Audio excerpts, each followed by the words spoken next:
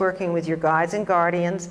Usually what happens with people is that the guide is talking like this, we're talking like that, and you just need to match the frequencies. Many of the people in this room and at this conference are approaching the topic from science. And they're using hard science to make these amazing statements about consciousness. I came from the opposite point of view. I was having these experiences as a spiritual seeker in yoga, and I had to explain what was happening to myself. And what happened is that I ended up the same place. So whether you're taking it from science or you're taking it from spirit, where we're merging today, we end up in the same place. So very often a scientist will give the concept and they'll be talking that, and I'll be showing the actual situation. And it's like, oh yes, yes. So it's really the quantum physicists that understand what I'm doing the most, because they're doing the same thing I'm doing from a different point of view. So what I do is interdimensional communication and cooperation. Now there's also a negative entity cohabitation of land or people versus cooperation with beneficial life forms. This is an image of Metatron. Metatron is a geometric that works with grids. And he also works to sustain life. Now, a lot of people can use a guide and see them physically, like the form below, and other people are more comfortable with a geometric life form that is the energy which is above. So it depends upon, a lot of scientists are more comfortable in looking at the technology or the life field, where a lot of bhakti yogas or devotional people are more comfortable in working with it embodied in a subtle form. These beings are comfortable working either way. And just like Archangel Michael, who a lot of people work with, he can, you know, if you're in China, you're going to see him as Chinese. If you're in Africa, you'll see him as African. If you're in America, you'll see him in an American guide. And that's because they can adapt their field to suit the individual they're working with. However, this is the most important thing when you're using interdimensional communication and you're working with these life forms. You will see different things depending upon where your consciousness is. However, how many of you know Dr. Karim of biogeometry? Okay. One of Dr. Karim's favorite sayings is, if it's not in your data banks, you can't see it. And this is the problem many people have, whether you're a scientist or whether you're a bhakti yogi, which was my background. If you have an issue or a health issue or a land issue or a technical issue, and you want a solution, the way that you are brought up in your culture sets a grid, and you have a very hard time getting out of that grid to get other information. That's why in the mid-1990s, so many of the people who were doing this kind of breakthrough work were people who almost died, and nobody knew how to heal them. So they had two options. They could either die, and a lot of people died, or they could go above the field and take a new approach, which many people did. Now, when you go above the field to take the approach, well, who's helping you? Where are you going to get the information? And that always interested me, because I came from 20 years of classical yoga. Lived in an in-city ashram, and the technical classical way is you go above creation into the void, and you want to get to source. And there are all of these entities and beings who's standing in conflict with you that you have to fight. And they say that men are better at this than women. Well, now let's re-examine this, okay? So first, the male is vision-oriented, not creation-oriented, so he wants out anyway to get up to vision. Second of all, men have historically been the warriors. So when he goes out looking, he's looking for an enemy that he has to defend against. And third, when he wants to get above, he's seeing everything as he wants it just to be quiet. You know, like a lot of men in our family, just be quiet, keep the kids quiet, I want to be quiet. They've worked hard all day. Now, if you take a woman, now my yoga teacher said, women are not as good at this as men because when they go above creation and they're starting towards source, all of a sudden earth calls them and they return. Well, I got to a certain point where that happened to me. And I said, well, wait a minute, we're just composed different from the men. And the reason we want to go back is that we see that we have to be back there making the change and bringing spirit to earth.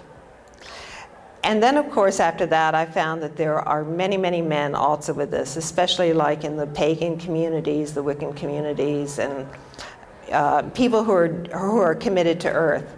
But it's a classic approach, two different ways. So I always had a hard time when I went into this void. It was like I was telling all these energies, please shut up, I'm supposed to be not listening to anything, it's supposed to be silent, you know, silent the mind and all. So I went in again and I said, all right, how about if I ask them to speak to me as an equal? So I said, would you please tell me who's here and what your job is? Well, immediately I went in via cooperation, not fighting. So the energies that came to me were cooperative energies who were perfectly willing to explain what their field was about, because we're at a time in Earth's evolution where if we go down, everybody goes down. So it's like the Lord of the Rings, you know, where all of the nature spirits left and then some came back. Now a lot of the entities and spirits from other dimensions are consciously seeking to establish connection with us because we have to change and they have the technology to change. So if you have a question, for instance, I have a question, how about electromagnetic fields? And I go in, I don't know the answer. And if I send it out into the universe, I can't see. But if I ask the energy that understands this to please come and help, if you call sincerely and intensely, that energy will come and help. Now, when that energy comes to help you, it is your obligation to listen. Because if you call for help and they come and they say, I don't understand, I can't hear, you know, or this is my imagination, they'll try maybe 3 or 4 times and then they'll go away. They lose interest. It's a very pragmatic universe. And if you don't ask the right question, you don't get the answer. It's a universe of facts. So I suggest to you that each of you, when you're working with interdimensional communication, whether it's water, whether it's sound, that you ask that the energy who is responsible for that world to please assist you. Now, some of you will do that by hearing, some by seeing, some by sensing. Eventually, you get to the point of mastery where you can do all of this. But the difference between us and the difference between the occultists is that we are not going in to control, to be in charge, to overrun them, because then you do meet opposition. We are going in to work in cooperation with. And that's the difference that we have to make now. Another thing that people often encounter when they start moving into interdimensional communication are spirits who have not transitioned. I often encounter that in a house. And what happens is life forms, if they don't know that when they die, there's a place to go to, that they're supposed to go someplace, and they know when they die that they still exist, they know they're still here. Therefore, they can't be dead, right? Because if they were dead, they didn't exist anymore. So very often you have them wandering around trying to establish some kind of contact. You know, you also have others who are just not aware. So very often a psychic or an interdimensional communicator will work with these spirits just to let them know that they are dead and that they can pass on. And in the summer quarterly issue of the Dowsers, I wrote an article on the positive nature of negative energy. And in this, I told a story about a mafia up at a local park here in Illinois. And when he transitioned on, we helped him transition. He couldn't go the regular way because of the negative frequencies, but he was able to go by going into a thorn bush. And thorns are like negative energy, so that would hold it and enable him to transition on. So these are things that if you go in and you said, like some groups, no, you go to a train station, you go there, you pick them up and you transition them on, it's not going to work in all cases. When you're doing interdimensional communication, you have to be open that whatever you think works may not work in this situation. And the person who can help you with this are the guides and guardians, either your own guides and guardians, or guides and guardians of the situation or the other being. And after you've worked for a while with these guides and guardians, then they're going to come to you and they're going to sit you down at a table. And they're going to say, okay, look, we were helping you like a kid. But now we have something to tell you. We're not your guides and guardians, we're your colleagues. You are equal to us. We need you as much as you need us. Because you usually come in, a human usually comes into Earth as part of a team. And the team says, all right, we'll take care of this dimension, this dimension, this dimension. You take care of the physical dimension. Now the physical dimension is so complex because every other dimension comes down and solidifies in the physical and locks. So that if you want to adjust the physical, you have to go up with light frequencies and change, or you have to use something in the physical like a surgeon, with a broken body, a broken leg. So they need, if they want to change something in some field, they need to come to you and say, look, we need to work together to make this change. If it's in an organization, a lot of spiritual organizations have been having real problems. And they need to find somebody in that organization who will hold for the light and stand firm for the transformation. So once they find someone like that, then they're going to keep feeding you what you need in order to accomplish the task. So you suddenly change from being one individual, a little overwhelmed by the universe, to being tied in to forces and life forms who are in charge of many big areas but need a physical form to work with.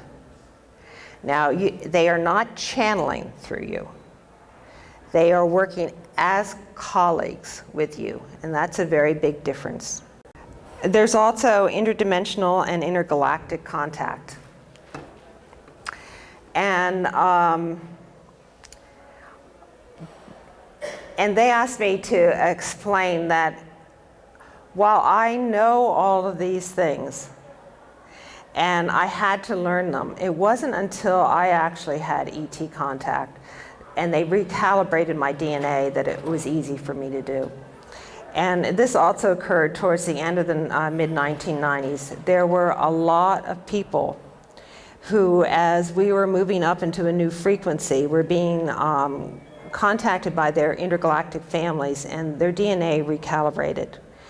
All that means is that all of this scrambled DNA, all this junk DNA that you see and talked about, that can be realigned and organized. And when it happens, all that happens is that you can see better than you could before. You have better command and better understanding of what it means to be human. So this is just a word when you see all this stuff about how awful the ETs are. Okay, that's a world just like here, where sometimes we think the Russians are awful and sometimes we think they're our friends. It's the same thing intergalactically. Sometimes the Pleiadians against the Syrians, and sometimes, they work together, but, just be aware that all contact can be positive as well. The world of orbs is becoming very popular.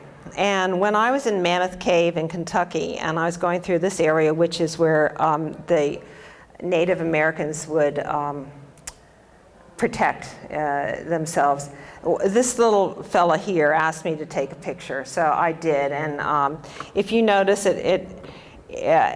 it has, my webmaster put it on my site, it has eyes, a nose, a mouth, a little head. And he said the interesting thing is the reality of the orb, because it actually is reflecting onto the stone wall back here, which I don't know if you can see it here. You can see it in a more condensed form. So this is one way when you're taking photographs and you get this like light white that comes through, or you get these orbs. It could be a speck of dust, it could be a raindrop, but you could be connecting to life forms in other realms that are attempting to work with you. And I wanted to end by showing you what can happen when you're working with your guides. This wonderful woman up here does modern Russian icons. And she went to a convent in Europe whose patron saint was Saint Glichel, and who's also her saint. And she made this painting. She left it overnight in the art room where she was working with the nuns. Everything was locked. She left. The next day when she came back, Saint Glichel had signed it psychically. Nobody had been in there. And so I just wanted to show that to you, because as soon as you start working with these life forms, they want so much to work with us that they will do everything that they can to prove that they exist. If you ever get an intergalactic or interdimensional life form who says, I'm here to help you, I'll teach you everything you need to know, and you watch out. And if you say, well, prove it, and they say, no, no, no, you must trust me, watch out. A real authentic life form wants you to test it. In fact, it will even give you tests that you can conduct to prove that it can do the type of work it says it can do. The only obligation is that once it meets the test, you need to believe it. You need to go on to another test, because you're creating a relationship with this energy that is going to be based on trust. When it says jump, you better jump, because there's a train coming that you don't see.